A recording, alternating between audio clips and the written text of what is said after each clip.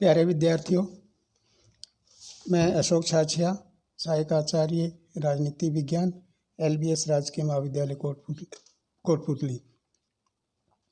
बच्चों, आज मैं आपको पढ़ाऊंगा दबाव समूहों की विशेषताएं, जो BA पार्ट फर्स्ट ईयर का फर्स्ट पेपर में है आपके विषय का।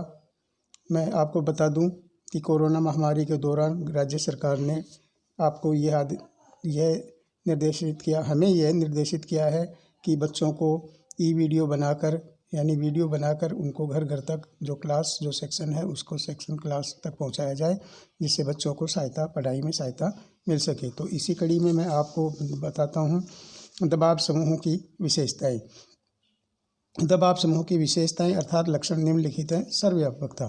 प्रत्येक प्रकार की राज्य व्यवस्था में समाज में ऐसे वर्गीय हित होते हैं जिनका शासन में प्रत्यक्ष प्रतिनिधित्व नहीं होता है। अतः प्रत्येक प्रकार की राज्य व्यवस्था में ऐसे प्रबल सामाजिक वर्ग दबाव समूह का रूप धारण कर लेते। यही कारण है कि सर्वसत्तावादी राज्य व्यवस्था में भी दबाव समूह पाए जाते हैं, किंतु वहाँ उनकी संख्या सीमित होती है और वे अधिक प्रकट रूप में कार्य करते हैं। लोकतांत्रिक राज्य व्यवस्था दबाव समूह के लिए अधिक अनुकूल होती है और इसलिए उसमें दबाव समूह की संख्या पर्याप्त होती है और वे प्रकट होते हैं। यानी बच्चों कि किसी भी राजनीतिक व्यवस्था में कुछ ऐसे प्रभावशाली संगठन बन जाते हैं जो अपने अपने वर्ग के हितों की रक्षा करने के लिए तत्पर रहते हैं और यही बाद में अपने वर्गीय हितों की रक्षा करते हैं। लोकतांत्रिक राज व्यवस्था में ऐसे दबाव समूह को अनुकूल माना जाता है और वह इनकी अपने वर्गीय हितों की रक्षा करने में सक्षम होते हैं। समाज सापेक्षता। दबाव समूह की रचना पर सामाजिक संगठन का विशेष प्रभाव पड़ता है। औद्योगिक दृष्टि से पिछड़े परंपरागत एवं बंद समाज में पाए जाने वाले दबाव समूह एवं तकनीकी दृष्टि से विकसित आधुनिक व खुले समाज में दबाव समूह की रचना कार्य प्रणाली तथा उद्देश्य में अंतर दिखाई पड़ता है। यानी जैसा बच्चों औद्योगिक दृष्टि से पिछड़े व परंपरागत जो समाज थे उनमें दबाव समूह को तकनीकी दृष्टि से विकसित आधुनिक व खुले समाज में दबाव समूह की रचना कार्य प्रणाली तथा उद्देश्यों में अंतर दिखाई पड़ता है।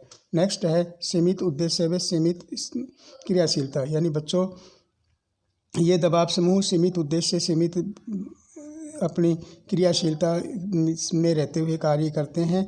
यदि किसी दबाव समूह का उद्देश्य भी सीमित प्रकार का हो जाता है तो इसके कारण वह क्रियाशीलता का लक्षण भी पाया जाता है जो दबाव समूह का ही क्रियाशील होता है। नेक्स्ट है उद्देश्य सापेक्ष कार्यकाल। किसी दबाव समूह की रचना मिश्रित उद्देश्य की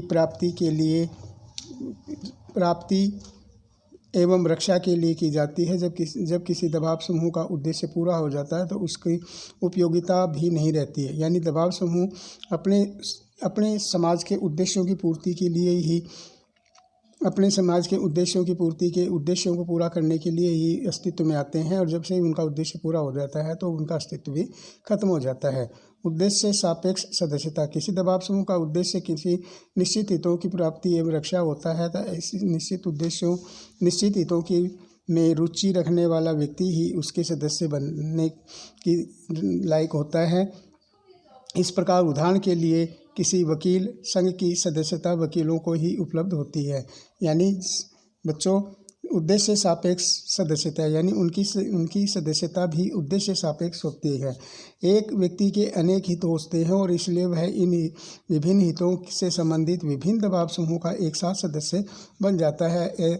ऐसा नहीं है कि जैसे कांग्रेस है, BJP है या और कोई दल है तो उसमें एक ही दल की सदस्यता रहती है। ये दबाव समूह क्या है कि इनके अनेक प्रकार के उद्देश्य होते हैं, तो अपने इन विभिन्न प्रकार के उद्देश्यों की पूर्ति करने के लिए विभिन्न प्रकार के दबाव समूहों की एक साथ सदस्यता ग्रहण कर सकते हैं। औपचारिक या अनौपचारिक संगठन। दबाव समूह का संगठन औपचारिक अथवा अनौपचारिक रूप वाला हो सकता है। जब किसी दबाव समूह का एक निश्चित संगठन होता है तो उसे औपचारिक दबाव समूह कहते हैं, किंतु जब उसका संगठन बिखरा हुआ होता है तो उसे अनौपचारिक संगठन कहते हैं। पहले का उदाहरण अखिल भारतीय ट्रेड यूनियन कांग्रेस यानी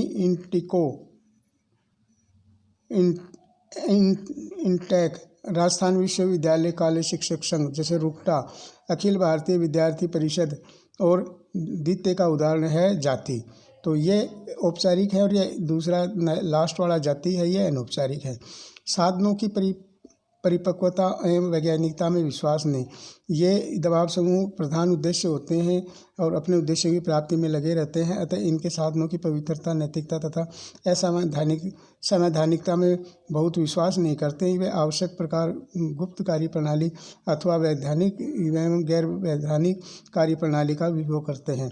यानी ये जो सदस्य होते हैं, यानी ये जो संगठन होते हैं, ये कार्यों यानी कि साधनों की पवित्रता ये नहीं है कि अच्छे उद्देश्य के लिए अच्छे साधन की पवित्रता होती है, ये साधन की अपवित्रता पे भी जोर देते हैं। वैधानिक अवैधानिक किसी भी प्रकार के हो सकते हैं।